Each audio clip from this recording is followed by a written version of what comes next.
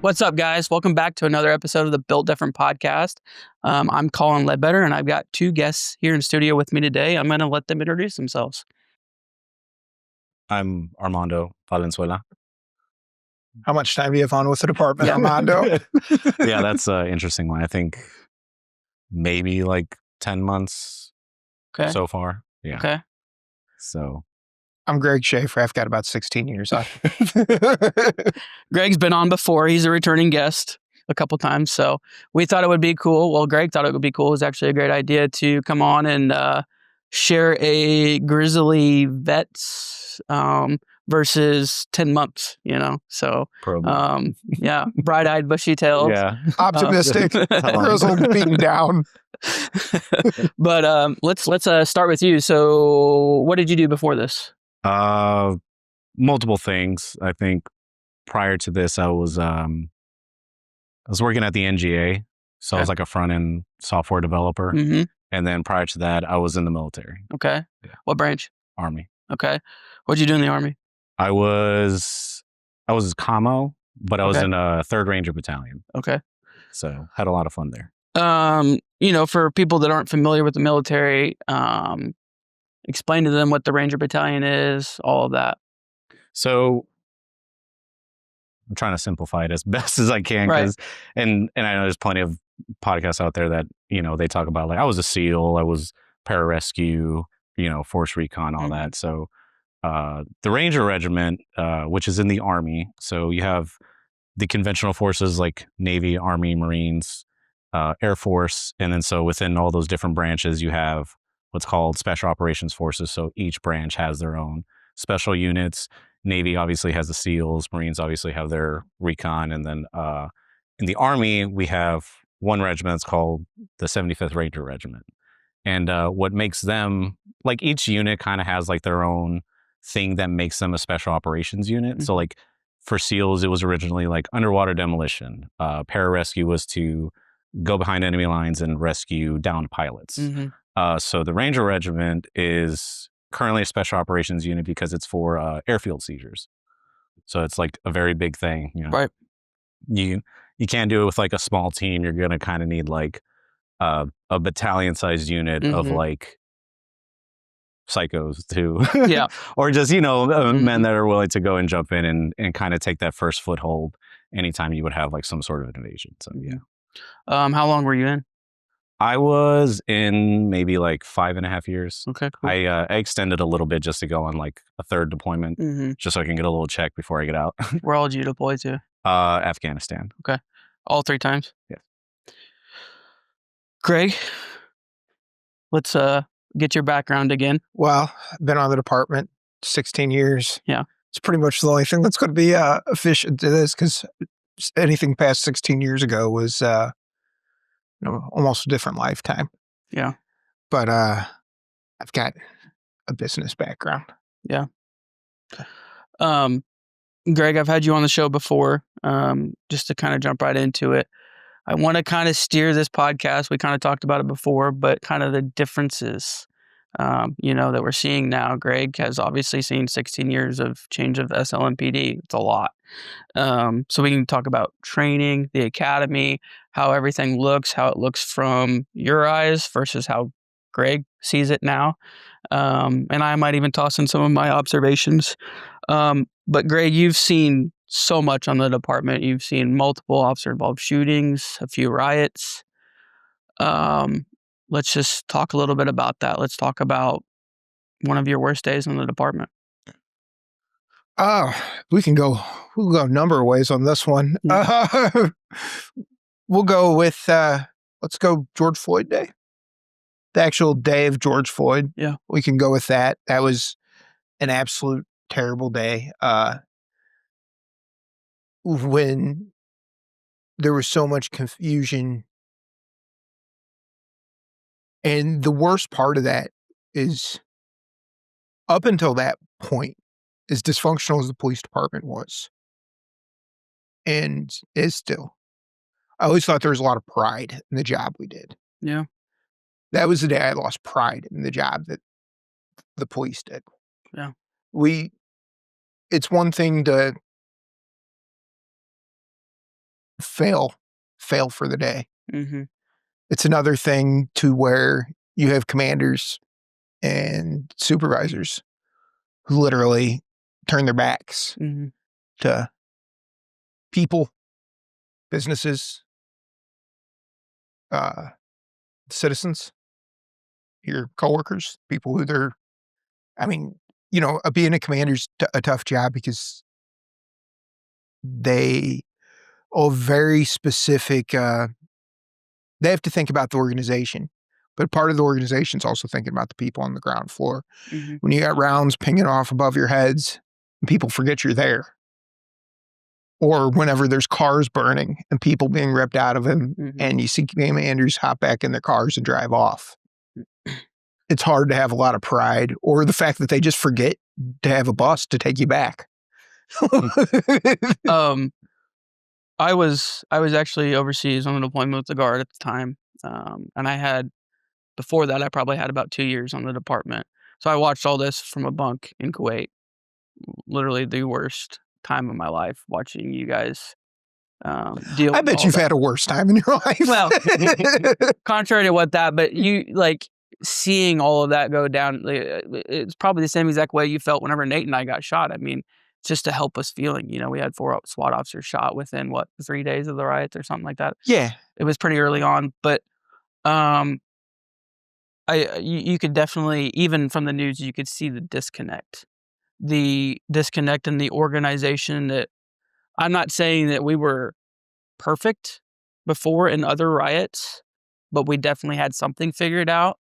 And I think that, what were we was it still in court at the time with the Floyd riots, with the whole kettling and all of that? Was that still wrapped up? I'm not sure if it was wrapped up or not. It was approaching that time. I can't tell you how many lawsuits I was part of attached to that, the kettling stuff. But it was more of just besides the lack of the plan, Mm-hmm. is more just people just didn't care. Yeah. And there was a specific time where there was 2 younger officers couldn't hear what was being said. Yeah. And the line stopped, but they kept moving forward because they couldn't hear anything. Yeah. And I'm sitting there and I'm like, are we going to go grab them? Because there's 15 going into danger. Yeah, they literally are. There's blinders on there. Yeah. I remember just literally going in the crowd and yanking them back and yelling at them. Mm-hmm. And I'm just sitting there thinking, why am I the one doing this? Yeah, I'm an idiot. Why did this become my responsibility? Who's in control of the formation? Yeah, you just because you see there's a half dozen sergeants there. Yeah. Or that night we were taking rounds of fire from not where I was at, but there was all sorts of people who were getting shot at from parking garages. No one could even figure out what parking garage is. And I was sitting there and we were outside of Rosalita's on Washington Avenue. I was talking to the supervisor and who's a great guy, but still. Yeah. And the only thing I have against him, because I actually really, really like the guy, is this exact conversation that I'm going to relive and not use his name for. But is he was like, so what are we going to do if we start taking fire? He asked me. I go, well, I'm going to bust out that MF in window and we're going to go inside Rosalita's and have chips and salsa. We're just going to stay in there until this is over. Take the stuff off, change in the bathroom. And he looked at me and he was like, we can't just start busting out windows. And I looked at him and I said his first name. And I was like, this is the only window that's still upright in downtown St. Louis. Mm-hmm. What made this the sacred effing window? Yeah. And he just looked at me just like, why'd I talk to you? And walked away from me. What'd you expect? Yeah. And I guess my response was, he also knew this was going to be my response. And I think that that's something that's definitely misguided at that point, because if you take your mind frame, not that, well, you're kind of always a little disgruntled ever since I've known you. But at that time, you're probably how long have you been kitted out? I mean, Yeah. I mean, 12 hours, probably more. Oh yeah, probably. You know, you're going on little to no sleep. You're probably sweating. It's the middle of summer, so I know you're sweating. You probably stink. Everyone stinks, and you guys are angry, of course. And Well, it's funny. This is some high tech, deep inside baseball. So we were put up at a place called Hubble or Hubble. I think it's Hubble, off like Page in North City, where we were waiting for the day prior to being moved to Central Patrol.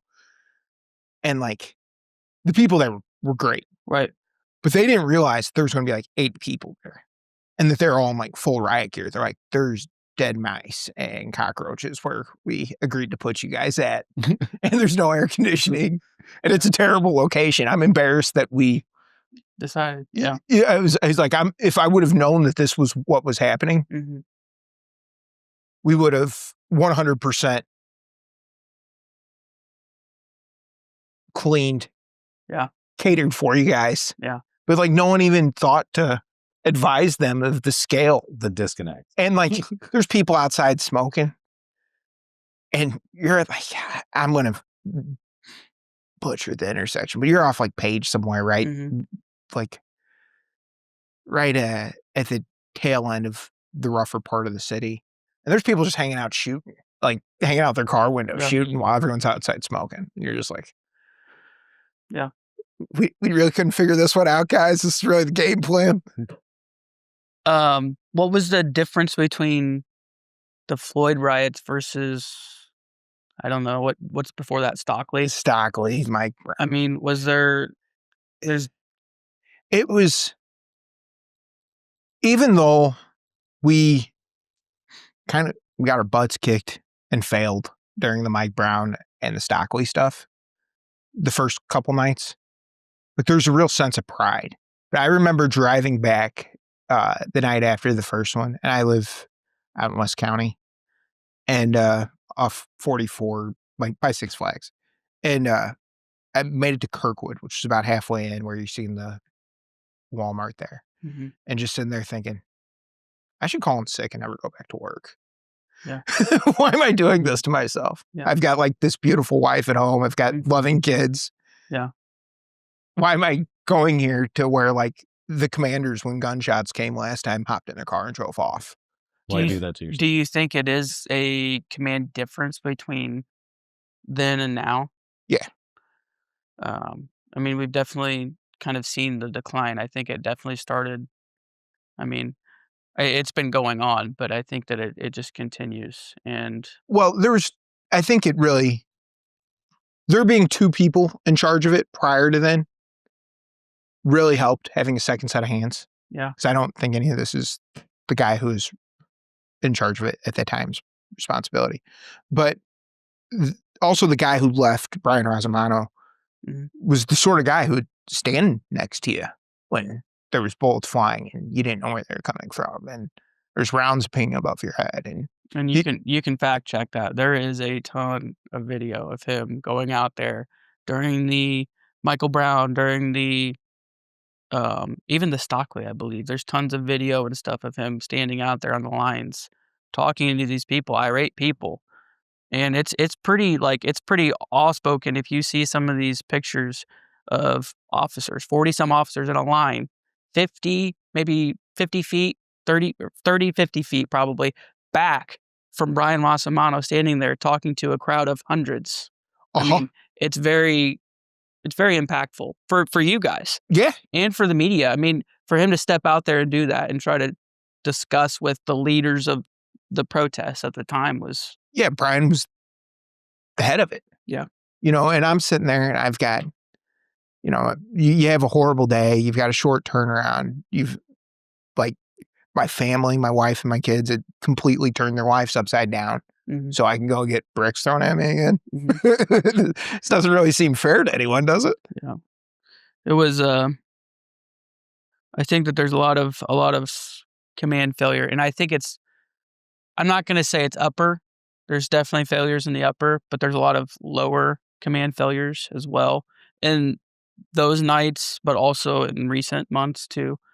Well, I think I'm sorry to cut you off, Colin, but I think like the prime example of command failure there is like they don't make lieutenants take CDT.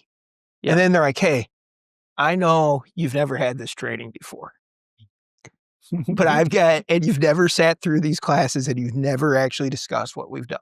Right.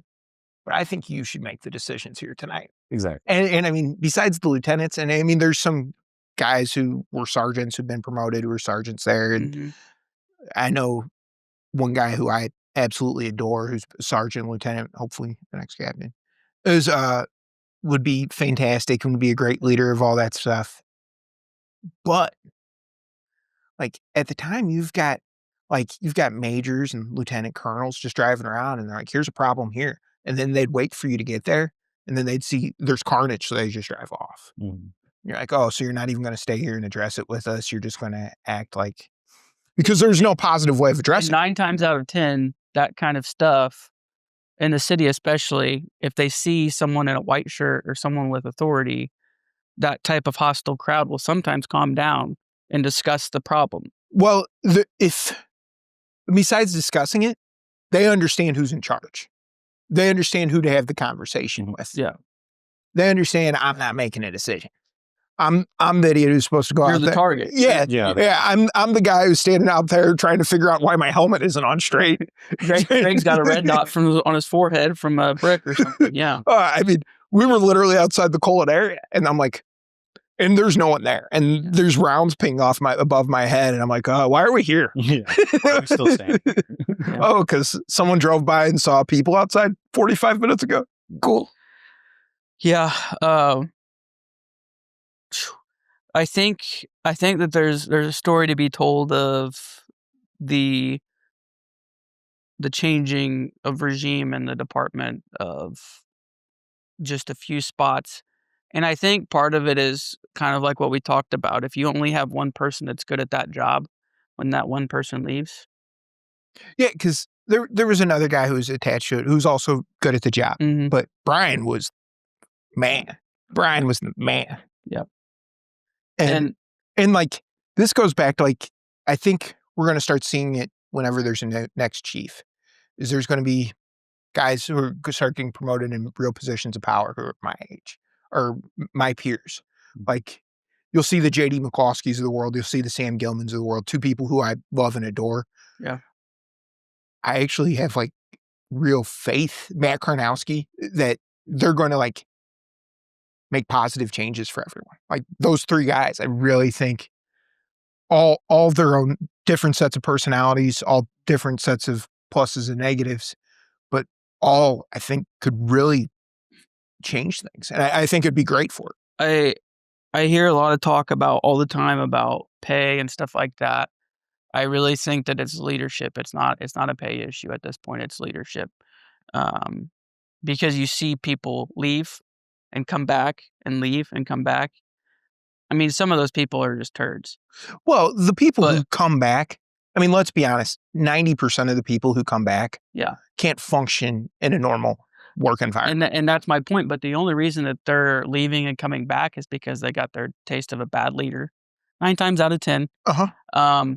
And I think that seeing a few people, and it won't take many. I mean, it'll be a few good lieutenants, a few good captains, majors stepping up and saying, all right, let's put our finger on this. It's not pay. It's not this. We need to make sure these guys are happy. You know, we need to quit giving them garbage to work in. I mean, it's literally that simple. I mean, I know even whenever I was on, we were in a car. I used to know the number. I think it was like 68 or something. This car kept going down to the garage and coming back, but it was a district extra and it was the only one that wouldn't die. And it literally had a hole in the floor, in the passenger floorboard, that someone had put a mat over.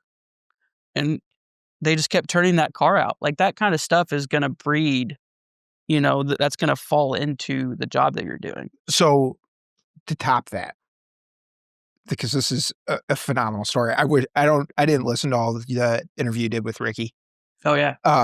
Me and Ricky are working overtime one time. Okay. And it's one of those like overtimes that like you're just supposed to be visible in the Central West End because there's a lot of car break-ins and robberies and it's during Christmas and Thanksgiving time. They want you to do nothing else but be visible. But there's a dollar store. There was a dollar store. The tornado completely destroyed that, F Kings Highway. Okay. And I usually wrap the presents for my wife and the kids. And I'm going to the dollar store to buy like Christmas wrapping paper. And the door just flings open on Ricky's side. Just we're driving down the street, the door just Of the car. just blows open. Like the locks just went out while you're driving. And we pull up and he's holding the door shut. And we pull up and we're laughing. There's people outside. Everyone's laughing because it's funny. Oh yeah. And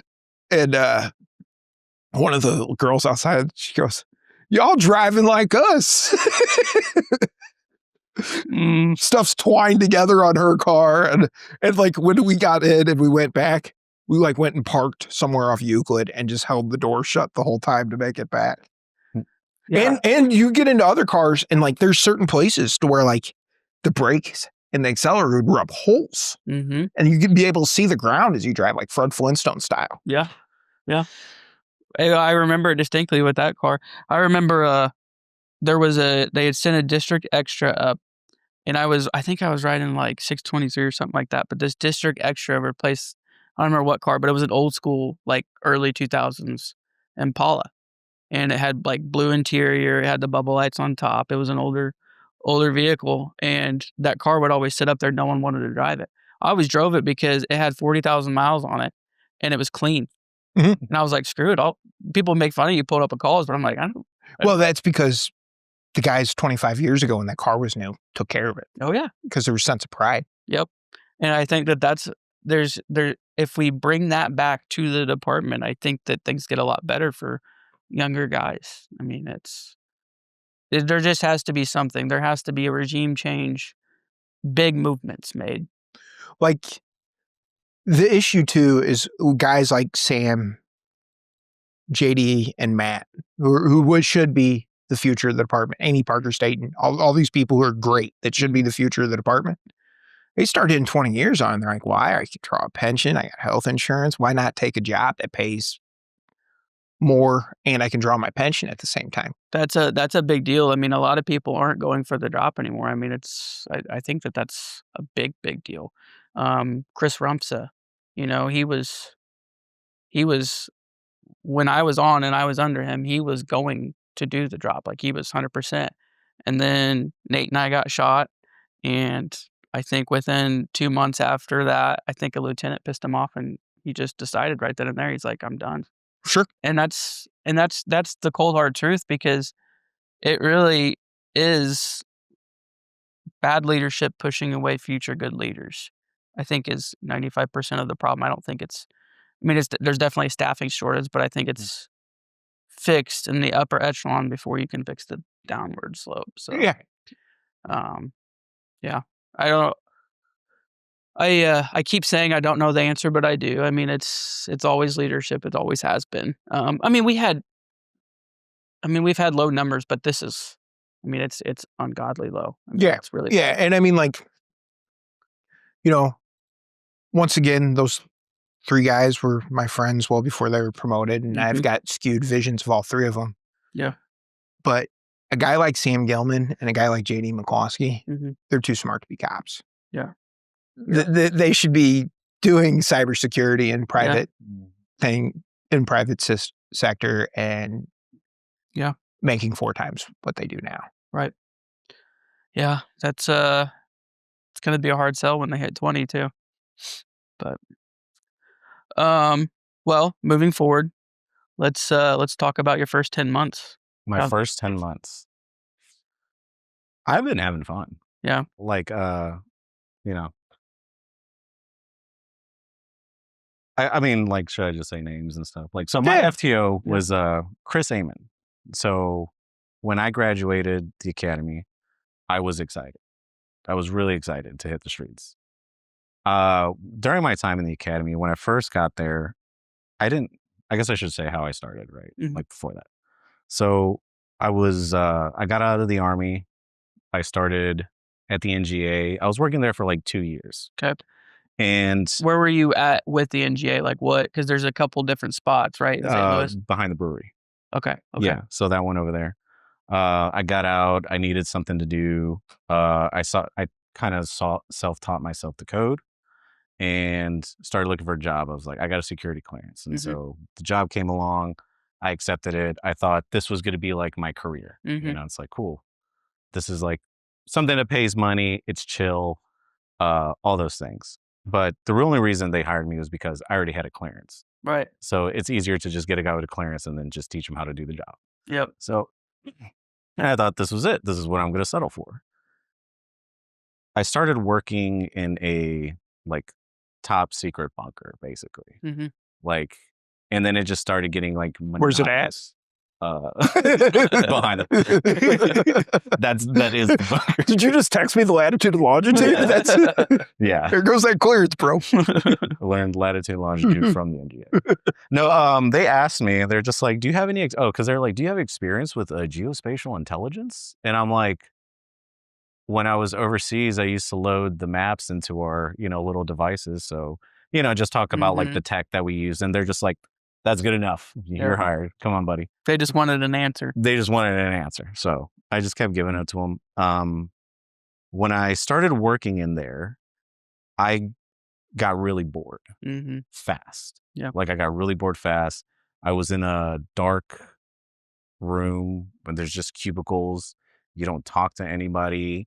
All you have for light is like your computer screen. And even that's dim. Yeah. So it's a big switch up for a very fast paced moving. Absolutely. Yeah. Especially coming from like Ranger Bat. Every day in Ranger Bat was almost like it was like a living hell. It was a living hell, but I loved it. It was fun. Yeah. You had to they say it's easier to get in, it's harder to stay in. Because at any moment you can get cut. Like if you can imagine the department where it's just kind of like, you're overweight. No. Yep. You have a lack of motivation. No, get out. Yep. You don't want to show up to a single call or, just little things like that. They stack one bad eval. Yeah. It's like, you're done.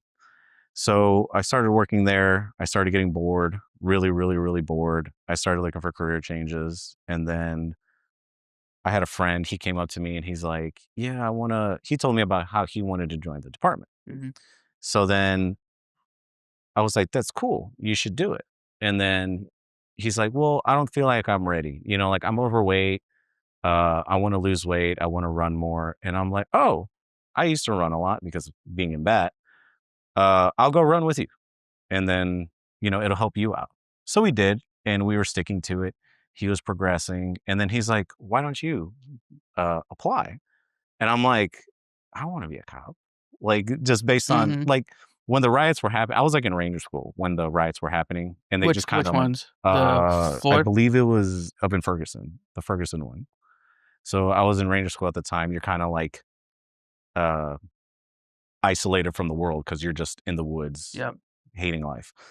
And eventually they would, like, some of the RIs, they would come down and they'll just be like, hey, who likes football? And then they'll just tell you about the game real quick, just to have some sort of normalcy. And then so they're like, who's from St. Louis? And I'm like, I'm from St. Louis, Sarge. And then he starts to proceed to tell me about the riots. I'm like, wow, sucks to be home. Like, so anyways, I said, I don't want to be a cop.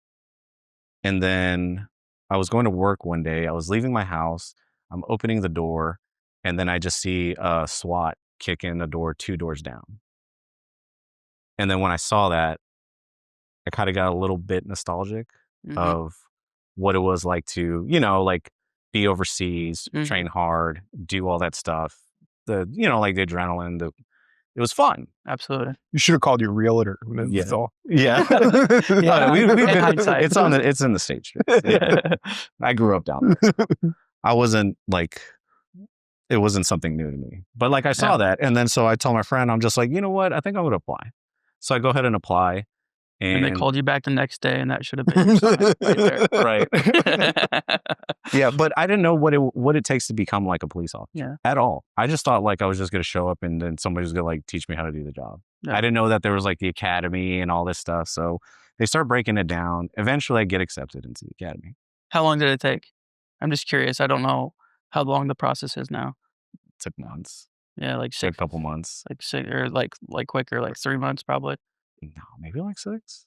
Something for some reason mine took. Mine like was a like month. 17. I remember they took 17. I feel like it's longer now because they're not putting out as many classes. So like they have to hold for they like build 10 up guys yeah. or whatever. Well, Which whenever I was in, and I'm sure even when Greg was in, like I started with 21 and we were the lowest class since like 6 years, and that was in 17. I was 42. Yeah, exactly. So like there was big classes back then. Yeah, And even I was like, my class was like super small. We were like the second class after hiring freeze. They pushed out like 4 classes right in a row where there's like we were 6 lucky to have weeks. like 2 at a time. If you told someone now that there was hiring freezes back then, they would probably like puke. Like that's insane. But yeah. Yeah, they would tell us like these numbers like, we have like hundreds of applicants, and then the next class looks like there's going to be 50, and then it's just like, oh, looks like there's 40 now, 30, and then like 7 showed up on the first day. Well, like some person quit on the first day for ours, so we started with like 20 something, and we graduated like 12, and then after that, like the classes got smaller and smaller and smaller for graduation. Yeah. I have my opinions about why that might be happening. I know you guys were talking about like leadership, but I also think there's also like standards. There are standards that should be set. Mm-hmm. The more, and this is just me also bringing it from like the Army, because I was also in the Army during a time where like the standard was this, and by the time I was getting out, it's like down here. Yeah. And there was like a whole controversy with like women joining special operations units. Mm-hmm. And so one of the big things that people were against it was because for a female, you would have to lower the standards in order to allow more women to get in. Mm-hmm. It's like, it's not that we don't want women to get in. Mm-hmm. It's just that, can they meet the same standards as a male? Because it's a different job. Mm-hmm. Like it's a very physically demanding job. I remember being overseas and then doing like a 20K movement. And so with our platoon, whenever we were the strike force, it was a platoon of Rangers, and then you would have like this one female who was attached to us. Mm-hmm. And her sole job was to A, to translate, and to B, anytime we would, like hit a compound or something, they would manage and like female detainees, the women and children. We don't talk to them because of the culture and everything. So we don't talk to them. We don't look at them. We don't do anything. Her job is simply to manage them and handle that. So we would do like 20K movements, and I'm trying not to start like more like controversial with like talking on women or anything, but like, I got. What do you mean by that? My because there's already plenty of like things on the internet where people will say like women don't belong here, and I'm not saying women don't belong there. I'm just saying what I saw. Well, you just said that. Yeah, I did. But I would be carrying this is more focused on the standards. Like I would be carrying like a rucksack with like a big radio equipment, and then I have everything else that I need. Yeah. This female that was attached to us would have like her plate carrier and just her weapon, and that's it. Yeah. And she kept up for the most part, but imagine if she had to do my job. Yeah. Or the machine gunner's job. Yep. Or the goose gunner's job. Anybody that has to carry the poor private that has to carry around the ladder.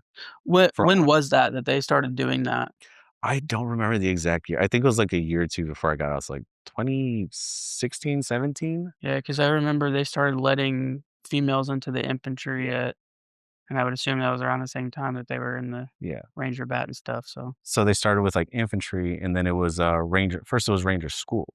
So then they could just attend the school. And they sent like so many females to go, and I think only one of them just didn't quit. Mm-hmm. And so she had to recycle like the first phase of it like 3-4 times. And it was just like a bad story. Yeah. For her. I think she eventually made it, but then I remember there's like another article that came out that said that more women were getting into it and passing, but that's because the ruck march is it's like 12 miles, and you got to carry like 80 plus pounds on you. They only had to do X amount of miles, and they only had to carry like 35 pounds. Mm-hmm. So that was the main thing that people were worried about, is that if you lower the standards, you know, that's going to cause an issue later on. And same thing with like, you know, I think when I was in the academy was the department, and sure, you're getting all these applicants, but only so many are making it through because you keep lowering the standards and you do the math. Yep. I saw a little bit of that even in the academy, you know, with physical fitness. I don't know how long the academy is, but whenever I was in, it was 7 months? Mine was 6.5. Yeah. So, and you know, you saw guys that were getting the pass, you know, on the running track, and it progressively got worse. I think even after I got out, I'm sure you saw a lot of that too. And, boy, you think it's changed. The standards have changed. Yeah. Yeah. It's, well, and not a positive way. Yeah. And you even see like, it's not only progressed to physical fitness or brains, it's also progressed to, oh, you know, he's got a few criminal history. You know, he's been arrested for this, and like, when has that ever been okay for a police officer? Like, I'm sorry you had a bad history, but you know, you can't go and arrest. I mean, he Joe walked Schmo for the same thing we arrested you for. I mean, he walked down his probation though. So yeah. So I mean, I do think that, and that's across society. I think that there's just standards lowering in society, and I think when we do that, stuff like the Rangers, the military, the police department tend to see it and aren't as good as they used to be. And I think a lot of it is just a numbers game. It's like, well, if we just say we had this amount of numbers, but then they also don't really want to talk about why a small amount of number of people are actually making it all the way through and then still staying in afterwards. I did see a lot of, and it wasn't even like just the physical, it was just like IQ in general.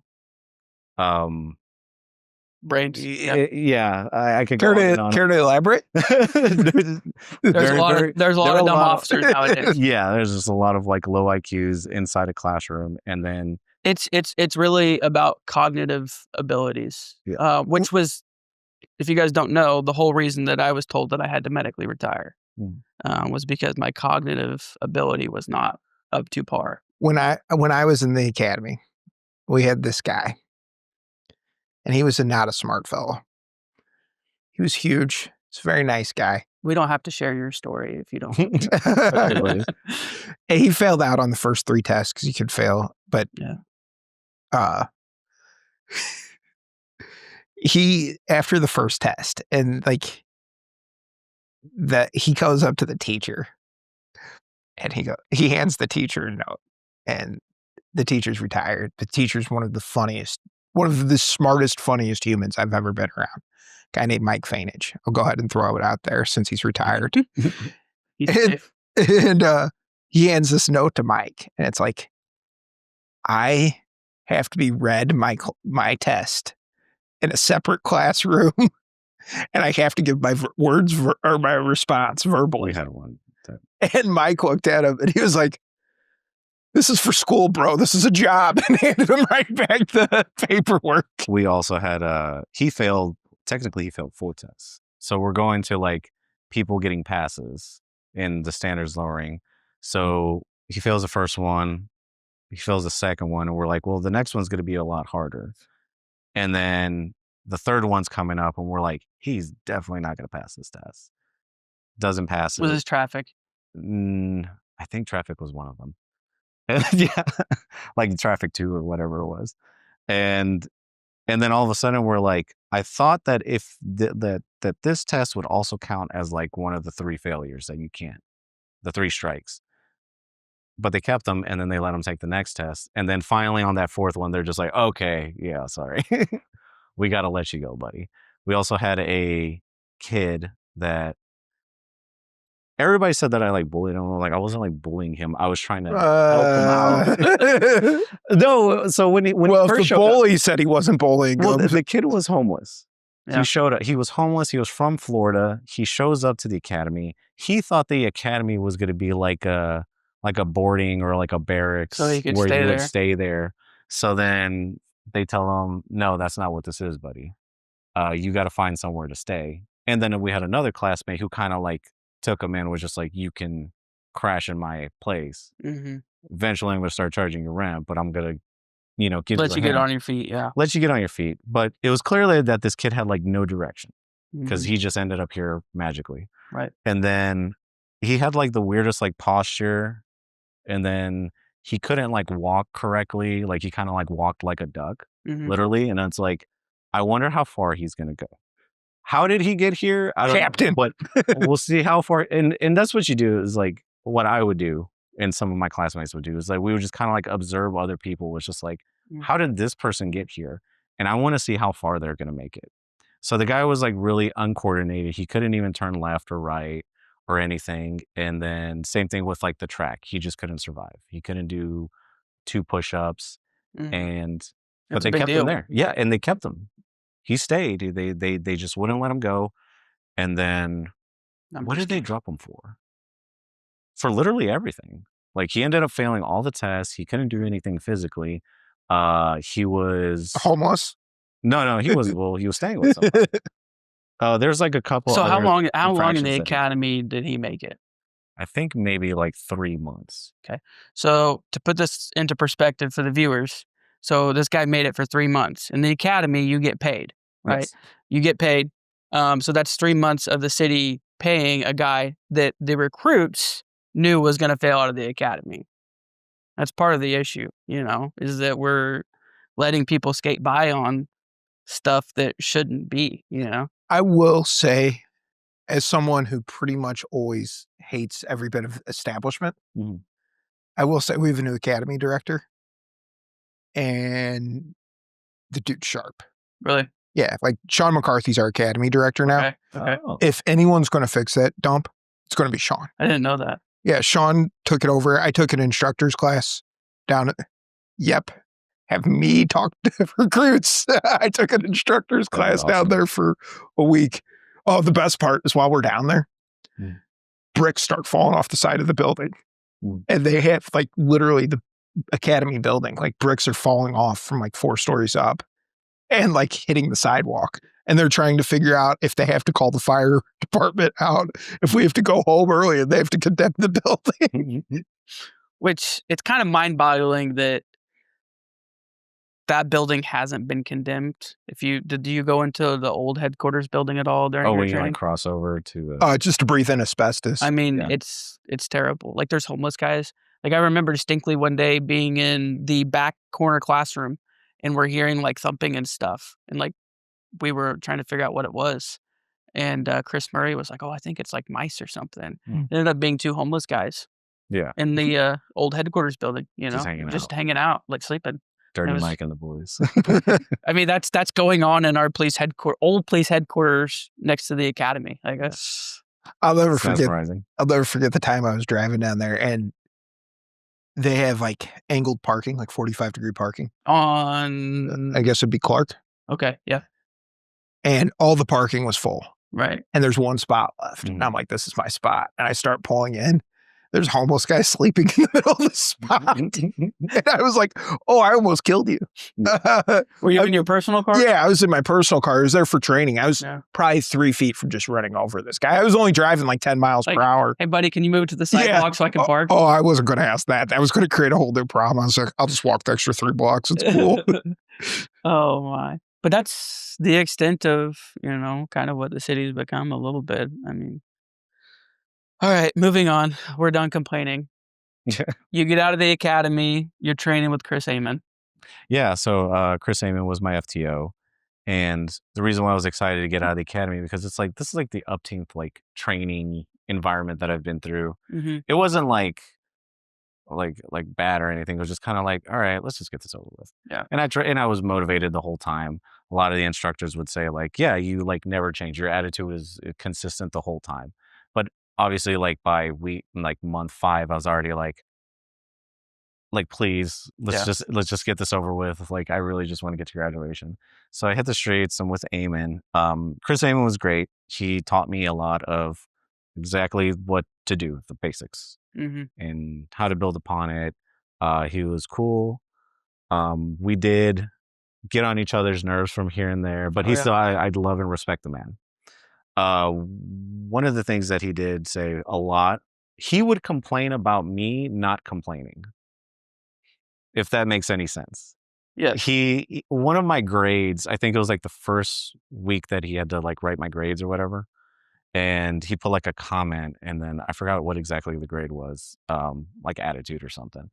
And then he typed in like, and he even told me, he's just like, PPO Valenzuela shows up with the most upbeat attitude every day. He's like, it's so upbeat that it's sickening. It's nauseating. So, and then I'm like week X during FTO, and then so I'm just driving, and then Eamon's just like looking at me, and then he's like, "Can you just complain about something?" He's like, "Just something. I don't care." He's like, "You don't complain about nothing." I was like, "Yeah, dude. I draw it on from like my past experience. It's like I've been through way worse than this. The only thing that I haven't really ever experienced is sitting next to this neurotic, crusty FTO who just wants to, he likes to backseat drive a little bit. So just like listening to him. But again, I'm like, I'm having fun, dude. But yeah, he complained about me not complaining, and then I think during 1 week he did kind of like get to me a little bit. So we were like, there's like a whiteboard and people like write like silly stuff on there. And then I think it was like what not to do in the department. Yeah. Like what not to do in the department, like a list of things to change. And I put like, don't fist fight your FTO. Cause like we were kind of getting on each other's nerves a little bit, but I didn't mean it as a joke. He read it. I think he didn't take it as a joke. So then he's like, are we cool? Like what's going on? And I'm just like, what, man? It's just a joke. He's just like, so he thinks that I'm like starting to like not be motivated. He's like, oh, I broke you. And I'm just like, no, man, I'm just tired. Like, relax. It's a joke. But yeah, I had a good time with him. So you're off of nights now and you're with a platoon, is that right? A platoon. Okay. How do you like it there? I like it. I like it even better than nights. Yeah. There was so before I finished FTO, Eamon kind of wanted me to stay. He's like, you should stay on nights. And at first I thought, yeah, I should definitely, like I didn't know any better because this is all I know for so far. And I was like, yeah, that'd be cool. And then we're going to go back into leadership, trying to like pushing people away. And then they ended up giving me a choice. And I'm like, yeah, I'm going to see what days is like. I'll head over to A platoon. Thank you. Yeah. Yeah, I mean, nights is rough. Greg knows. So. It's home. It's home. Yeah, if you night watch, I mean, I'm fairly certain that if I go into the station right now and observe your guys' roll call, it's probably a lot of the same guys that were there when I was there. Well, night watch, people who work nights bond with each other a little bit more. And they're all quirky, weird humans. Yeah. And I'm not just talking about like cops. I'm talking about everyone who works nights. Yeah.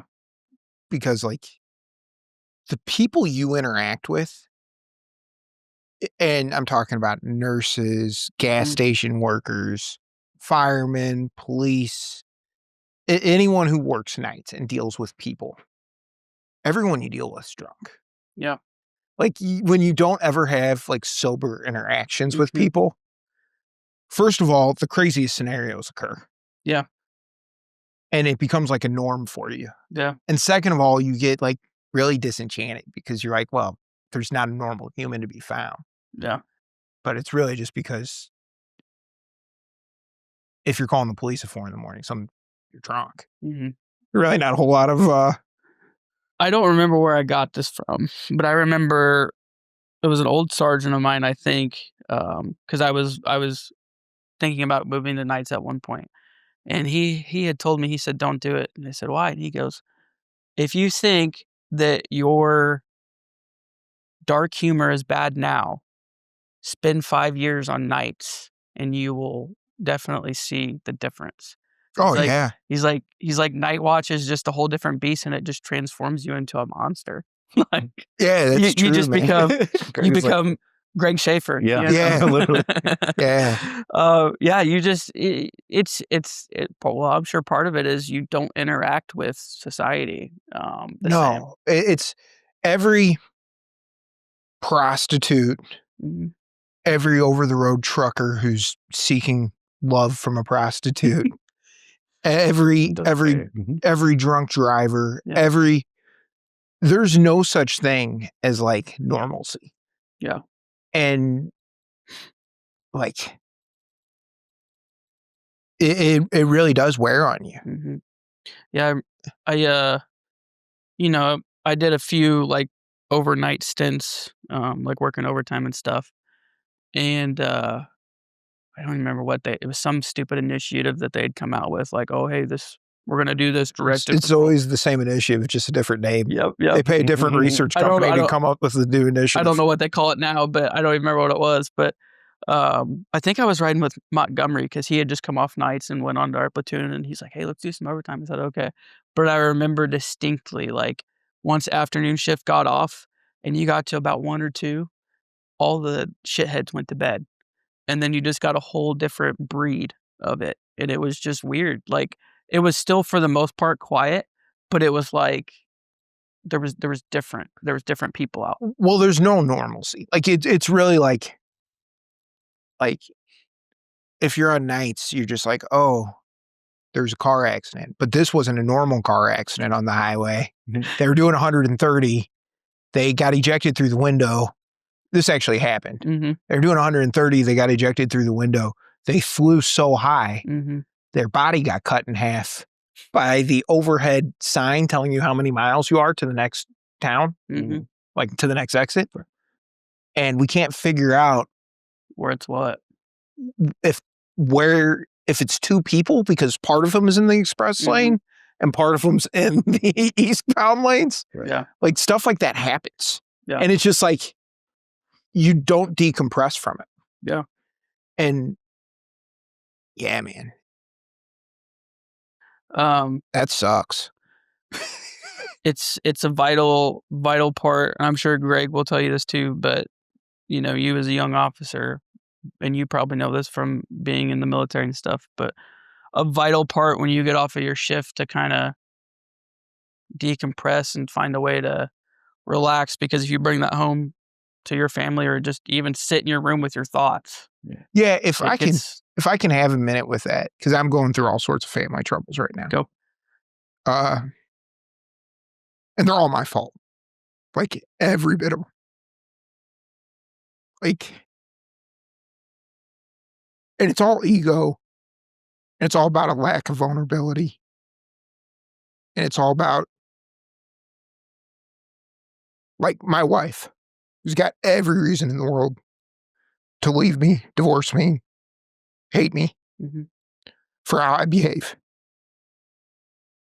If the one person in the world you can always be vulnerable around, you're not vulnerable around, you need to like seek treatment for yourself. Whether that's EAP, whether that's going to see a counselor on your own. Because my behavior and my ego and attitude has really left a negative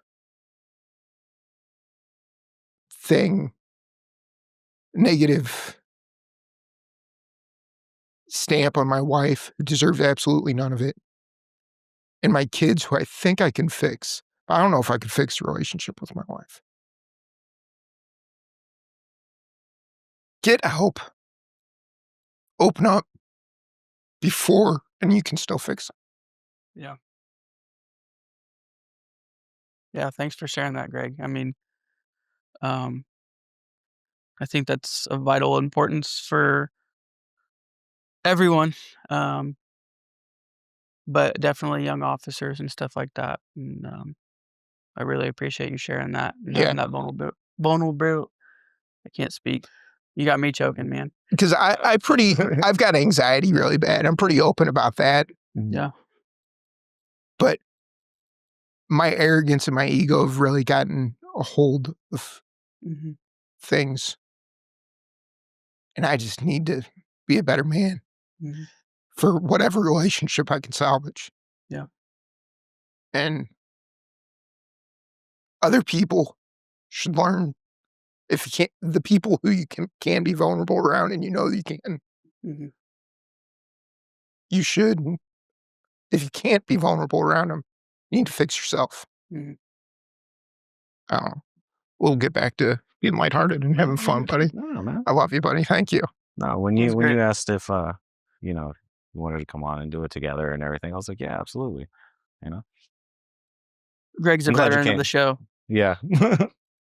I'm trying not to cuss this time. I heard the editing process was rough last time. Sam made it through it. Sam's great. We love Sam. It's billable hours for Corey. Right. But yeah, no, I think that we've talked about a lot here, but I think the biggest takeaway is that in conversation, you know, of finding that way. I've become a big advocate for mental health help and stuff like that. I have a lot of resources now. If that's something that anyone needs, Well, I think right? I think I should have probably been offered that first comment. Yeah. I was trying not the elephant in the room. Yeah. But anyone watching, anything like that. Sam can have mental health stuff too. But for being around me 4 times. Anyone that needs that, I have a lot of resources now. Something that I was never provided for. Obviously, Greg can attest to that. You can work your whole life on the department, and not a single person will come up to you and talk about it. I think it's getting better, but it was almost like hey, we don't talk about that kind of stuff. So, like, I'm pretty open about most things, honestly. Which is funny because the person I'm not open with, I need to be open with. But I try to talk to people about it because I don't want to go into one guy's name because I'm not sure. But there's a couple other guys who were in the SIGs for a long time. One who got medically retired from it, from PTSD stuff, and another who's in a specialized unit now. But Brian O'Rourke, and I know everyone makes fun of Brian because he's a giant dork, but there's not a better, nicer guy in the world. And if you need, I mean, he's going to talk your ear off. You make sure you have an extra 15 minutes longer than you had planned. But Brian will do anything in the world for you. Yeah. So, like, reach out to me, reach out to Brian. I might not be the best example right now, but yeah. I do have. So I was in a shooting last year, and the getting cleared mentally was the worst process, and it was probably partially because I'm crazy, but also because, like, there's like 10, 11 people ahead of me in this shooting list because, like, the entire SWAT team shot some guy. So I'm like 11th up. So it takes me like 3 months to get cleared. And I explained to the therapist that's paid for by the department, it's the department's therapist, what all's going on with me and what all's going on with the department, and how I just got to stick it out till 8:20 and everything will be fine. And the lady's like, you need to quit tomorrow. Employed by the department. She's like, they don't care about you. Yeah. They don't care about you. They don't care about your family. You need more than this. Yeah. And I did the thing that any mature man does and didn't listen to the doctor and therapist, because I clearly did any more than that. So. Yeah. It's definitely a big issue, and yeah, I mean, you can't be afraid to seek help. It's a big reoccurring thing with military members. It's a reoccurring thing with police officers, and I mean, how often do we see, the suicide list? Yeah.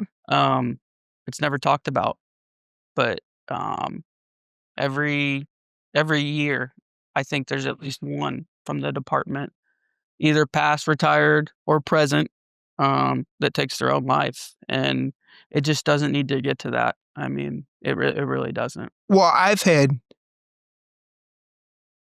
a few people who I knew. Only one who I consider a friend, Chris Childers, was a friend of mine. Obviously, Chris was doing. I loved Chris, so I don't want to. Yeah.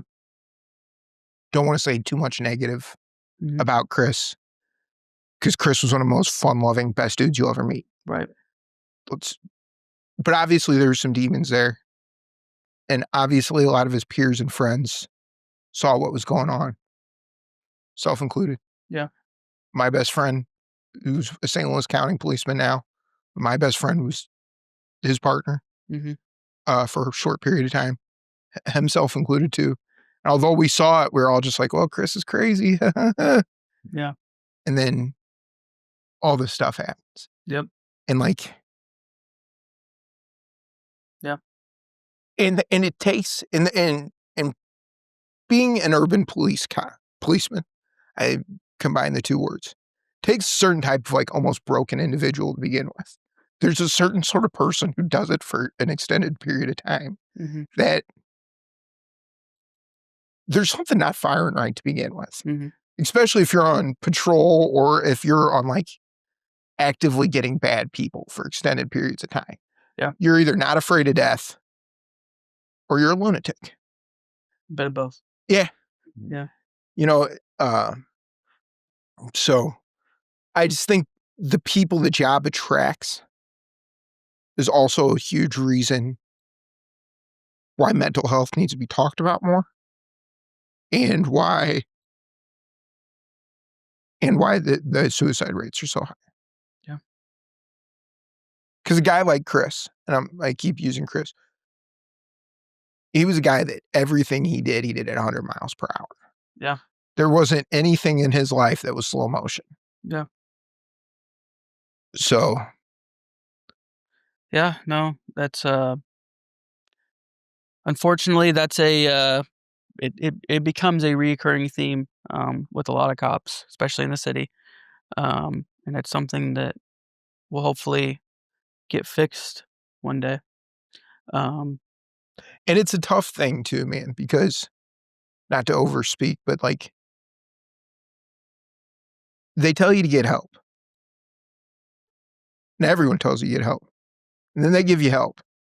But it's their doctors. They have your doctor's notes. They can define where you work. If there's a real issue, they take stuff from you. So even though they're telling you and even though they're giving you the support, you still can't really trust them. No. And I'm going to kind of interject here because I have my own little story with that. So my walk back to the department, like two months, I think it was 2 months.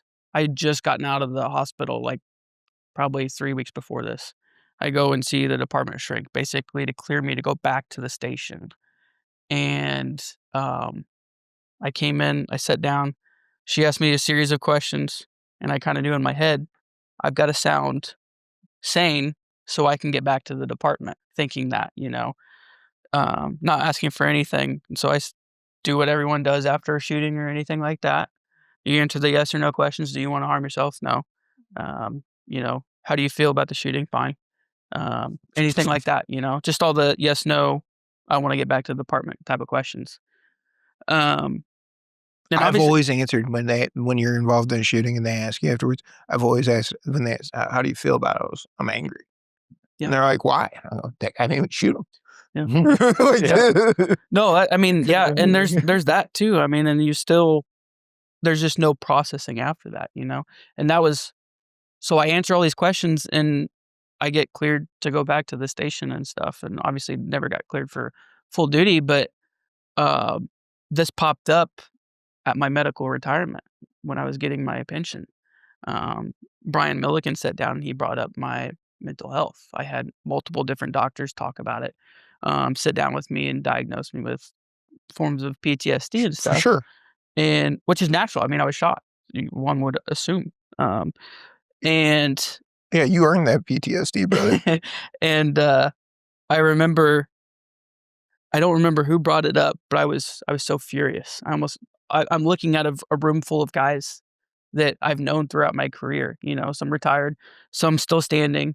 And I think I don't know if it was the pension office's lawyer or what, but he brought up the fact that 2 months out of my shooting, I had a doctor clear me for duty and said that she did not notice any signs of any mental health disorder at all. And I was hot. And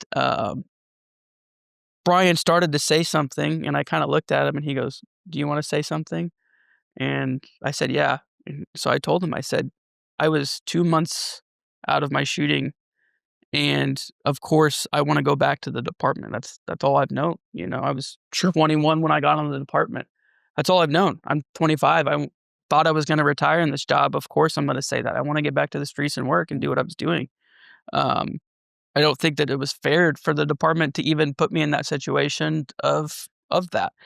And they kind of all looked at me and understood it. But the fact that that was even brought up and justified as like honestly, I blame that therapist, because that therapist, if they were a good therapist, would have been like, hey, there's an issue, you know, no matter what.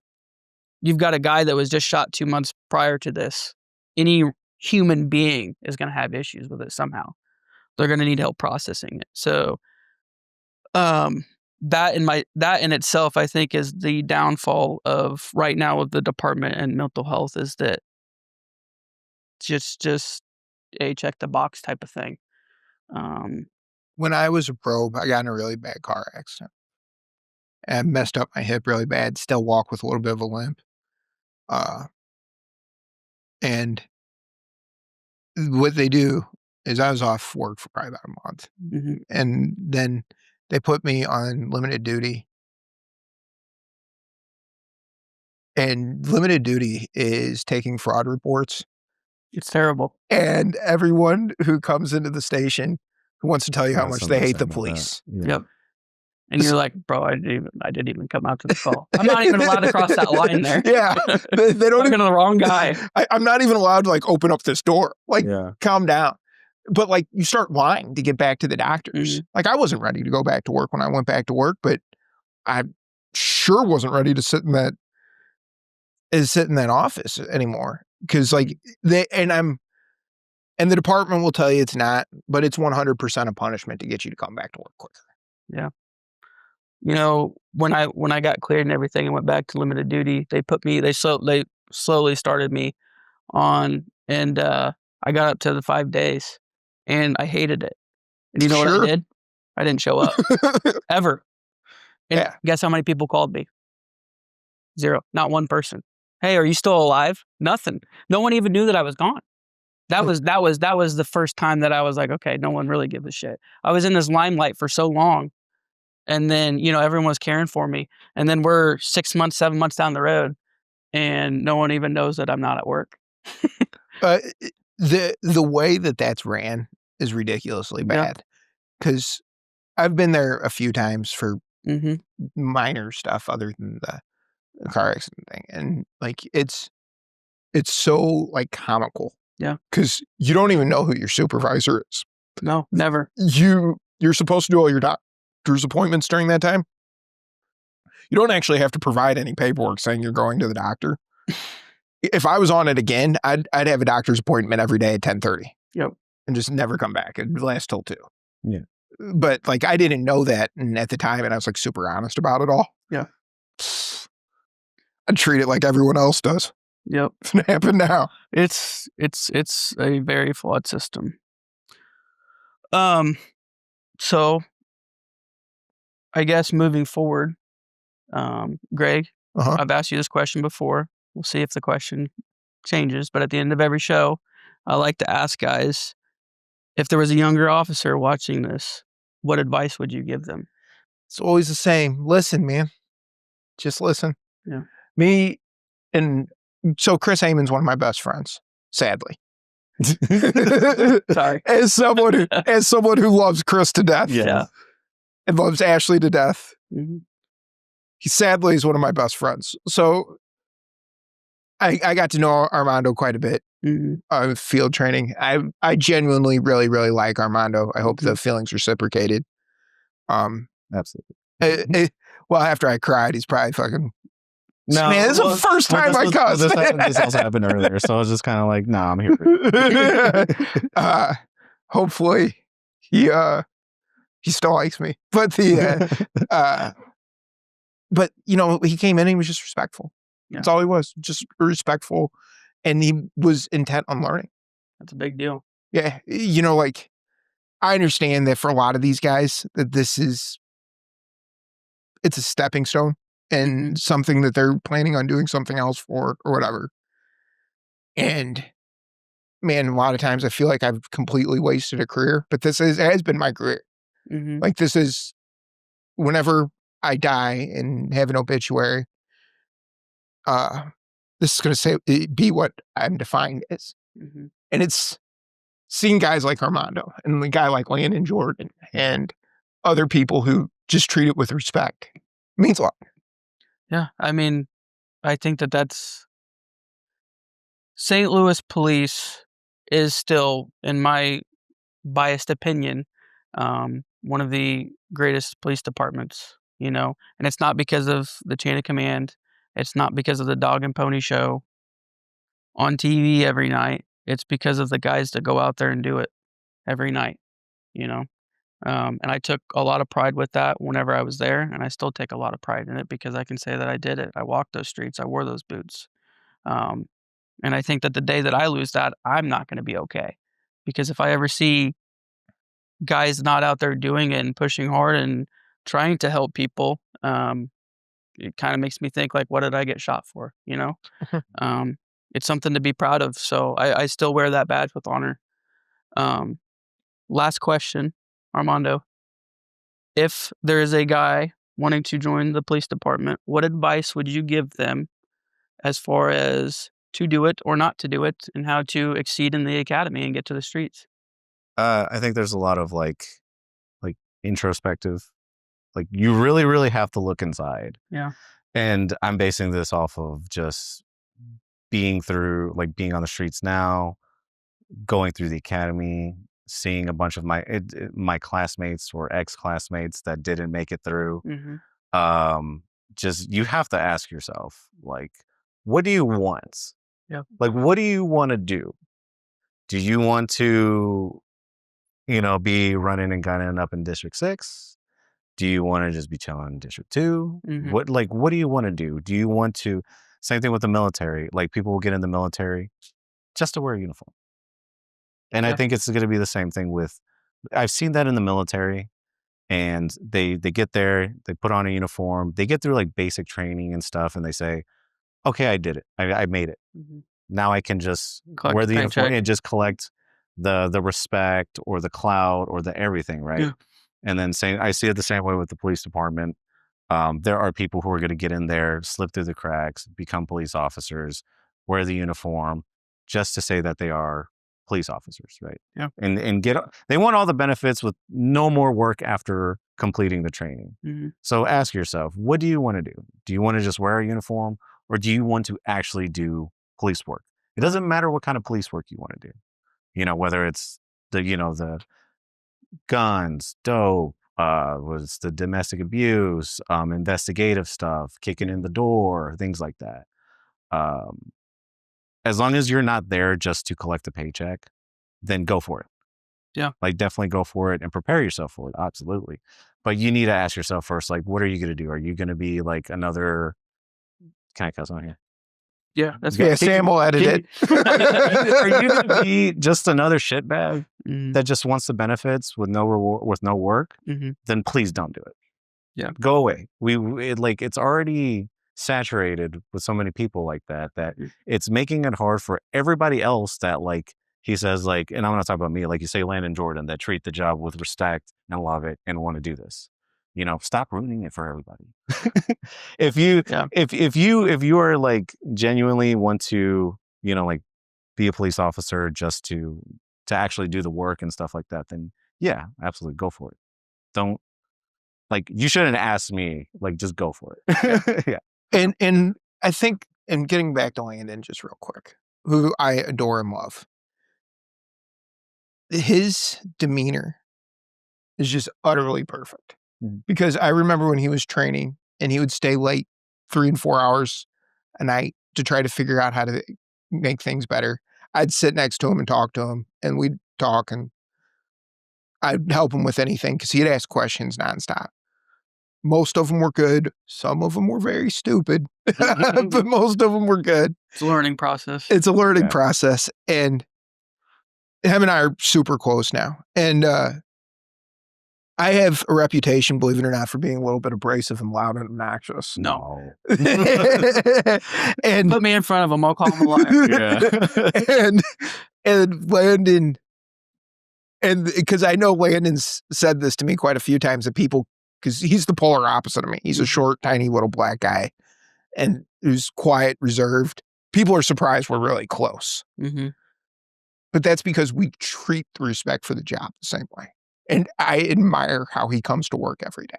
Yeah. And I admired him when he was a pro, even though, I mean, he didn't know anything. Yeah. I admire like anything, but like who he was as a person instantly comes off. He is a good guy. Can I say something about Landon? Sure. So when I was in the academy, I did my ride along in the 6 with Jordan. And it was my first ride along. So then just riding with him, like just being with him, just like sold me completely. I was like, yeah I'm coming up here. Yeah. This is where it's at. Oh, well, guys, it was good. Good talk. I appreciate you both coming on. Anything else? No, I've cried about the love of my life and made fun of myself. I think I've embarrassed myself enough today. Have everyone else good? We got the embarrassment card out of the way. All right, Yeah. perfect. Thanks for coming on, guys. Yeah, thanks, man. Thanks, Colin.